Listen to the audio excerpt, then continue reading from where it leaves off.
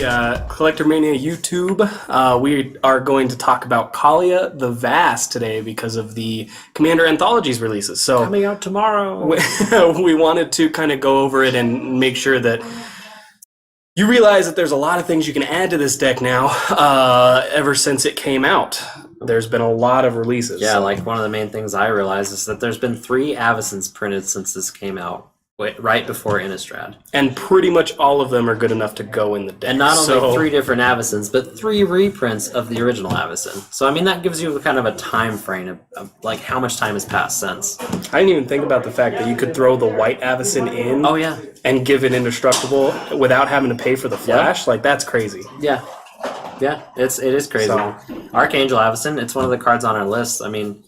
and then you can do the flip and just kill everything. I mean, considering if you have a way to save Kaalia, that would be the only downside. Well, she would have indestructible until the end of turn. So all you'd have to do is sacrifice a creature. That's true. See? And in those colors, it's so easy to do. Many just direct upgrades. Like a big thing that me and Eric talked about was like Burnished Heart. Like being able to mana fix way better in something like this. Like Chromatic Lantern is another one that comes right to the forefront of my mind. Yeah, definitely. There's really just a ton of land choices that have come out. Like, what's the have land? I forgot to. Oh, you're good. Our producer forgot to give our list back, but Smoldering Marsh, Shambling Vent, like all those dual lands came out since then. I know, and then there's been reprints of, we talked about this, like the fetch lands have been reprinted, so they're a little bit more accessible. Yeah, definitely. The Shock lands were reprinted in Ravnica, so I mean those are a little bit more accessible. So I mean just the vast opportunity to upgrade this deck compared to when it was last printed is immense. The vast, I gotta point that out. The vast opportunity. No, but and then think about it anyway. I mean, Kaalia has always been a very strong commander. I mean, she's been strong forever. And now there's just more fodder to throw into her. So because she was one of the first ones, I think a lot of people kind of put her on the back burner and haven't really thought about her in a long time. Like, I haven't seen a Kaalia deck in a really long time. So I think we really want to bring this back up, and I really think Anthologies is going to bring it back up as, hey, this is really a good general, and there's a lot of good stuff that has come out recently to throw in it. Well, and Sean brought up a really good point earlier, too. Think about what's coming out later this year for Commander. We have Commander Tribal Dragons. Like, that's one of the huge 3. And we potentially Angels or Demons as well. So, I mean, Kaalia, for a second there, I was kind of being crazy and being like, oh, she's going to drop in price because of Commander Anthologies. And then he brought that up, and it's like, well, maybe Kaalia is going to spike in price because of those things that are coming out. Like, I know one of favorites probably between us are Angel's Serenity. I was just going to talk about that. Like that card on its own in this deck, I've never seen it played. That would be bonkers. Well, and the thing is you think about it happens on declaration of attack. Oh, gosh. So you get rid of blockers, you get rid of whatever you need. If you have that sack outlet, you can get rid of them and put them back in your hand. You can also, it might sound kind of strange, but you can use it as a way to save Kaalia. Yeah. You know what I mean? Because if you can get it out there really quick, if you plan on maybe wiping the board after, that saves mana for a spell that's casting cost is what, 8? Or, I'm sorry, 7?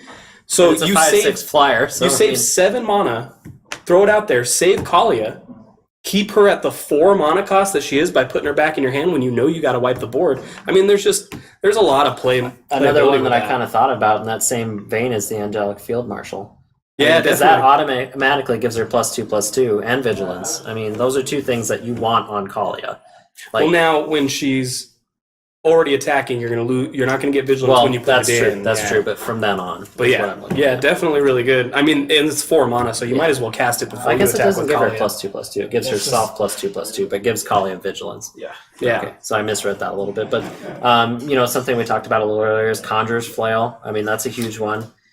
Being able to have a equipment that does Grand Abolisher's ability plus gives Kaalia +3/+3. That's pretty big because Kaalia's one weak point would definitely be that 2 power, 2 toughness. Yeah. Well, and the thing is and we'll definitely have to do some more research on it too, but there's probably more ways that have come out to protect her. I'm sure there's a million. And we hadn't looked at a whole lot. I mean, this is a great way because it gives that Grand Arbiter, or not Grand Arbiter, I'm sorry, Grand Abolisher ability to it. So there's probably a lot more into it as far as protection goes, at least. Well, I mean, I when I was making this list, it's just a pile up of 40 something cards that I found really quick in between, you know, Innistrad and here. Well, and it's what, 33 plus cards of just good creatures to put in there. That's not including anything else that's come out. I mean, what I was going to get at is like Blind Obedience. Like, if you have Blind Obedience on the board, most of their blockers are going to be tapped anyway when they come out. Yeah. Just crazy stuff. Like, plus the one that came out in Kaalia Deck, the 1 mana cost. Authority of the Councils. Yeah, it's another way to do it too. Let's see. I'm trying to think of like another highlight. Restoration Angel would be a great one. I could blink Kaalia, make her untapped. Oh, Rakdos. Runescar Demon. I thought Runescar Demon came in the deck, and then when I looked at the list, I was really surprised to not see it there. Like, that would have been an obvious include to me, but you know, what can you do? Iroas was a really big one that I found. I mean, just being able to make her essentially unblockable in a lot of ways, and there's no benefit to block her at that point, you know? Yeah. And that's an easy include. Athros is another one that you could throw in there. There's just so many. Emiria Shepherd, I know that's another one of our favorite cards with the landfall. Especially since a lot of your demons are going to get killed and you want to throw them back in there. Well, and the big thing is recasting Kaalia. I mean, the deck does... I mean, it's very, very big on having Kaalia out there. Yeah, you can get to a point where you're just casting these big demons and dragons and angels and stuff like that, but that's not really what the deck wants to do. So you want to make sure you're getting Kaalia out there and you're doing stuff like that. Well, that's kind of why I put Rakdos in there too. So kind of like as a backup, you know, because Rakdos just makes all your creature spells cost less if you do damage. So I mean, that's kind of a way to get around that. Well, and it's great because you get Rakdos out there for free with Kaalia's ability, and then you're casting big old dragons right after that. So it's not like you're losing a step; you're actually gaining momentum on pretty much all of that. Well, that's something too that I just thought of when you were saying that is. A lot of people always complain in Kaalia that they didn't have the right stuff in their hand, and I found a really cool card for that, and that's that Fateful Showdown from Kaladesh. Yeah, that's It's an instant speed wheel effect that actually deals damage to somebody. Like, that's ridiculous, because you can do that right before combat, and then just get whatever dragon you want out in there. Well, yeah, and it's a great way to wheel your hand if you don't have the dragon you want. You know what I mean? And these colors are not typically great at the card draw. I mean, black has it, but you're building it more around the demon aspect than the card draw. So stuff like the wheel effects that you can get in the red. And that's why I threw Marchesa in there too, like Queen Marchesa.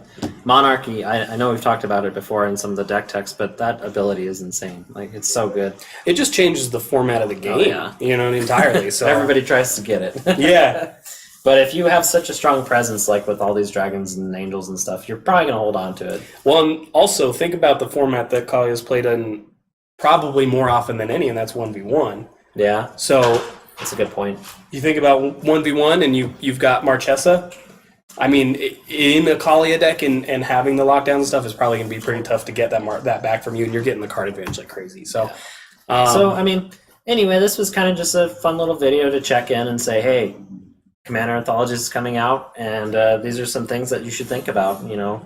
Like, upgrade Kaalia, pretty easy, and I'm sure all the other decks are pretty easy to upgrade too. But with that, we'll let you guys go here. Remember to do your like, favorite, subscribe, and share. We're adding that on now. And we'll see you guys next time. Thanks. Thank you much.